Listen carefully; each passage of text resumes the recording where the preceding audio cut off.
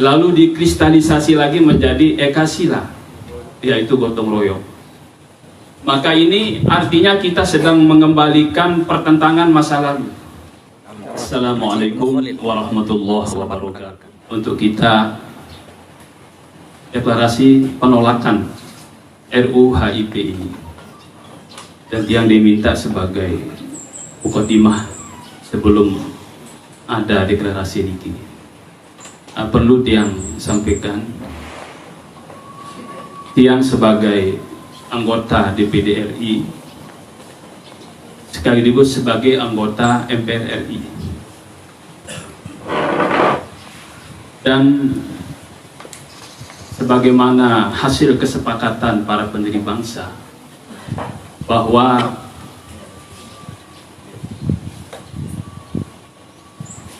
Pancasila sebagai dasar dan ideologi negara ini ditempatkan di urutan pertama tertinggi. Itu kan sebagaimana Tiang Pelungguh berikan bahwa 4 pilar kebangsaan, pertama adalah Pancasila sebagai dasar dan ideologi negara, ini ditempatkan pertama dan tertinggi.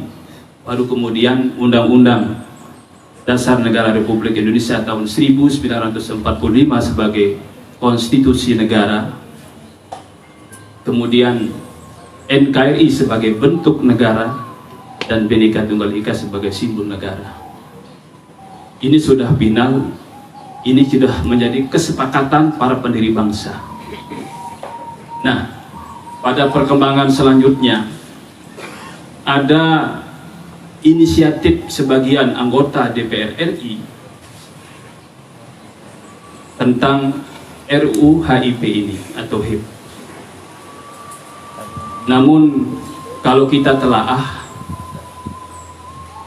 ternyata menurut kami, pandangan kami sebagai anggota DPD RI justru sedang merendahkan Pancasila itu sendiri.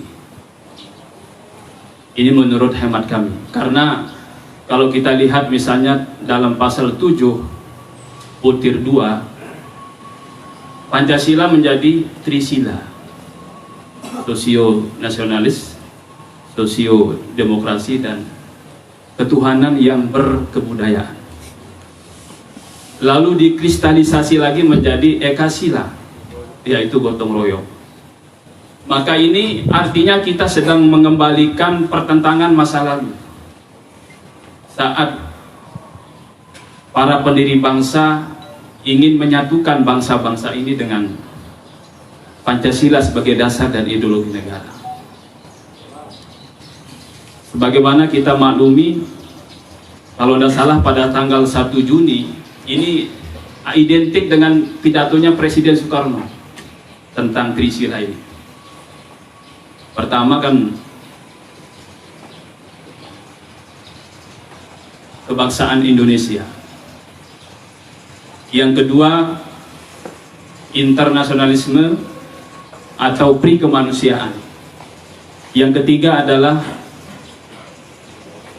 demokrasi dan mufakat, yang keempat adalah kesejahteraan sosial, dan yang kelima adalah baru ketuhanan. Dan ini tidak disetujui oleh tokoh-tokoh dari kalangan agamawan. Kemudian pada tanggal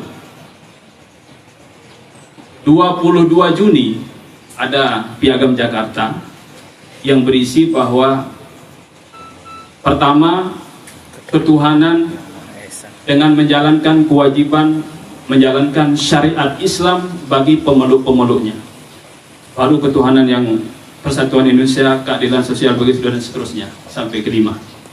Tapi ini juga ditolak oleh tokoh-tokoh nasionalisme.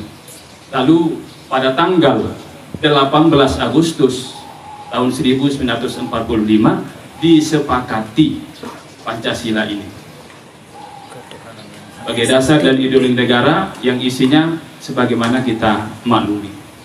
Pertama, ketuhanan yang Maha Esa, kemanusiaan yang adil dan beradab, persatuan Indonesia, kerakyatan yang dipimpin oleh hikmat kebijaksanaan dalam permusyawaratan perwakilan, dan kelima adalah keadilan sosial bagi seluruh rakyat Indonesia. Nah, kenapa ini muncul? Kalau kami baca dalam grup DPD RI.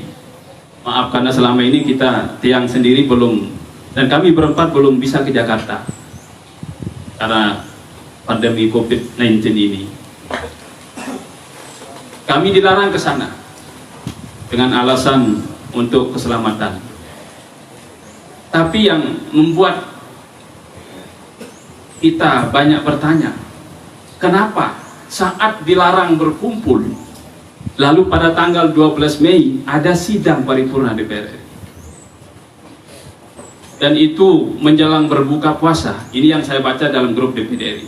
Tanggal 12 Mei menjelang berbuka puasa ada inisiatif RUU HIP ini. Dan anehnya juga tidak ada dilemparkan ke masing-masing fraksi. Nah, sehingga ketika disepakati ke forum oleh pimpinan sidang, ketika ada yang mau bertanya, sound sistemnya mati. Mau berbuka. Jadi ada kecurigaan di situ. Ada kecurigaan di situ. Nah, sehingga termasuk walaupun kita tidak bisa langsung ke Jakarta, tapi melalui rapat Zoom, dan yang sampaikan kemarin, dan kita sepakat seluruh senator yang ada di wilayah Nusa Tenggara Barat, kami berempat sepakat untuk wajib menolak, jangan ditunda. Dan sidang ke-10 DPD RI kemarin pada tanggal 16 Juni sudah mengeluarkan hasil sidang menolak diteruskan RUU HIP, menolak. Dan kita sudah tanda tangan, ada daftarnya. Dari 136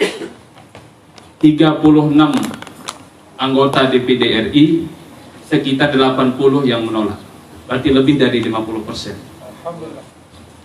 Lebih dari 50%. Dan ini harus didengar oleh pemerintah dan semua pihak, karena DPD RI sebagai representatif daerah yang harus didengar apa yang menjadi aspirasi masyarakat.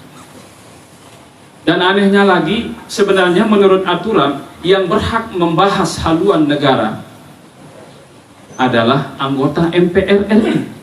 Dan siapa anggota MPR RI itu? Anggota DPR dan anggota DPR yang berjumlah kalau tidak salah 575, dan anggota DPD yang berjumlah 136, berarti semuanya sekitar 711. Ini harus suruh rembuk kalau membahas tentang haluan ideologi negara. Tapi ini kita tidak dilibatkan sama sekali. Ini kita tidak dilibatkan. Makanya kita tidak terima. Dan kita sepakat, sekali lagi, anggota DPD RI sebagai representatif daerah atau masyarakat menolak. Dan jangan coba-coba dibahas lagi. Dan alhamdulillah saya berterima kasih kepada para ulama yang diinisiasi oleh Ketua MUI dan tokoh-tokoh yang lain, untuk saat ini kita deklarasi untuk menolak RUU HIP ini. Dan mudah-mudahan ini adalah sebagai motivasi tiang pelungguh juga, kalau ada misalnya hal-hal yang mungkin kita anggap menyimpang dari aturan yang ada. Apalagi sekarang juga, kemarin saya dengar di Komite 3, kalau tiang di Komite 2, Ketua Komite 3 yang bagian pendidikan juga ada juga ingin melebur pelajaran agama menjadi PPKN cukup. Ini juga jelas bertentangan dengan TAP MPR RS nomor 26 tahun 1966. Nah, ini menjadi bahan pikiran tiang pelungguh. Yang jelas, kalau kita lihat isi atau rencana RUU HIP ini, termasuk di situ tidak menaruh TAP MPRS nomor 25 tahun 1966. Yang jelas itu akan melegalkan ajaran komunis. Dan kita tidak perlu menyebut siapa termasuk di situ yang punya inisiatif ya untuk RUU HIP ini. Ya, salah satunya di situ adalah Rifka Ciptaning ya. Itu dari mana? Pelungguh Sami Wikan. Gitu.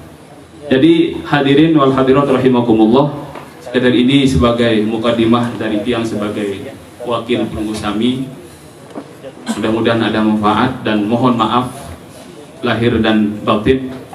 Onggih, sebelum tiang tutup tadi sempat disinggung untuk harus diperhatikan perjuangan para ulama. Ini memang aspirasi dari masyarakat Pak Bupati. Dari kemarin kita kumpul sekitar 50 tuan guru, termasuk harus diperhatikan insentif pondok pesantren dan majelis taklim di sini. Ini juga makanya harus betul-betul dibangun zakat ini. Kalau bisa juga anggaran untuk Basnas ini dari pemerintah daerah ditingkatkan biar lebih luas bekerjanya. Kalau lebih luas bekerjanya kan lebih banyak dapat dananya. Ini juga kembali ke kesejahteraan masyarakat kita. Terima kasih Pak Bupati, dan mohon maaf sekali lagi Ampura Agung Sinangpura. Billahi taufiq wal hidayah. Wassalamualaikum warahmatullahi wabarakatuh.